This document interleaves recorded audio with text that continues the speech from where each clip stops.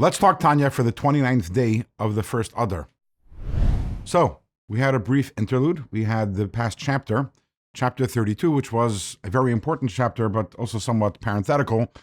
It was a break in the larger topic. We're talking here about the importance of positive emotions, simcha, and we took a break for one chapter to discuss Avas Yisrael, the ability to be able to love every other Jewish person. For reasons we explained, the connection. But now, today we start chapter 33, and we're back to the topic of joy. So where were we? In chapter 31, we spoke about the ability to be able to experience joy, but what type of joy? When a person does a mitzvah, identifying with the soul, identifying with the neshama, and being able to tap into that tremendous joy that the soul feels every time it does a mitzvah, and thereby is able to reunite with God. In this chapter, in chapter 33, we're going to take it a step further.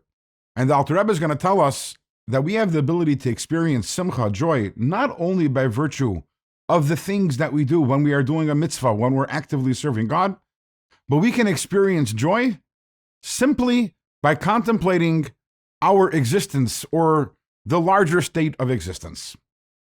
What do I mean by that?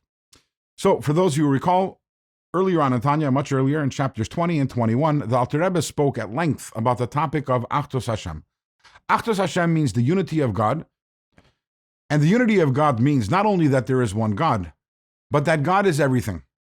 And even though we look around and it seems like there are so many things other than God, but actually everything is an expression of God, a manifestation of God. God is in everything. God is everywhere. God is everything. Now, if a person were to take some time and contemplate this idea, so the implication of this is pretty awesome. If God is everything and everywhere, then actually, just by virtue of me being, of existing, I am near God. I have this intimacy, this closeness with God. He's right here. He's right here. He's right there. He's everywhere. Hashem is here. Hashem is there. Hashem is everywhere. I am so close to God. And if I value and treasure my relationship with Him because I'm identifying with my soul, and that is my soul's priority, that itself is a very joy-producing thought. The Alter Rebbe takes it further, and he gives an analogy.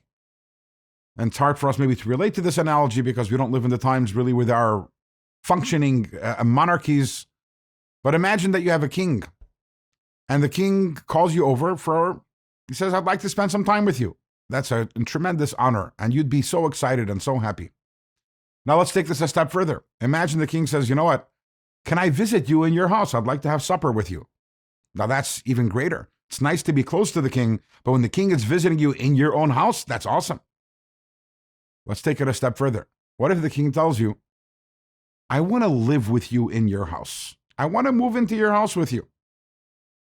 Okay, that's kind of incomprehensible. Okay, maybe it's also a little terrifying, the thought. But the honor, the privilege, the joy, the Alter Rebbe says that's exactly what's going on with us.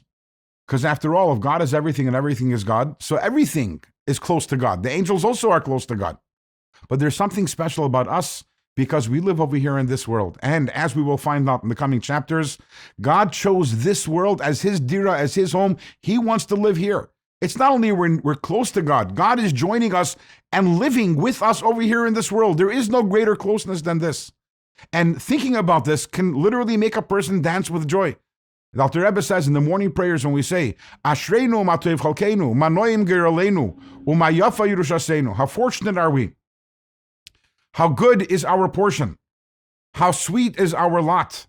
And how beautiful is our heritage? This is what we're talking about. We're talking about this emunah, this faith that we have in the nearness to Hashem that we have, which is why we continue right after those words and we say, Shema Yisrael Hashem Elokeinu Hashem Echad. It is our belief in the oneness of God that is our greatest fortune. It is like a person who wakes up one day to find out that some distant relative died, leaving them with a fortune which they never worked for. We never worked for this. We didn't have to earn this closeness to God. All we have to do is think about it and tap into it. And when we're talking about this relationship with God, this closeness with God, and the joy that we take in it, there's the other side to it also, which is, it's not only we take pleasure in the closeness, incredibly, God takes pleasure in this relationship also. And if we are in a real relationship with God, then we take pleasure, we take joy in His joy also. Anyone who's a parent, for example, knows the joy that you have when your child is happy. If we are in a relationship with God and we realize not only are we enjoying our closeness, but also we're enjoying God's closeness and taking pleasure in that. All of these thoughts can lead us to a great simcha. That is chapter 33. Tomorrow we start chapter 34. And there the Alter Rebbe is going to address the question which maybe some of you are thinking as you're listening to this. That's great. I'm so close to God. I'm so near God, but I don't feel it. How can I take joy in it? How can I take this pleasure and be so happy if I don't feel it?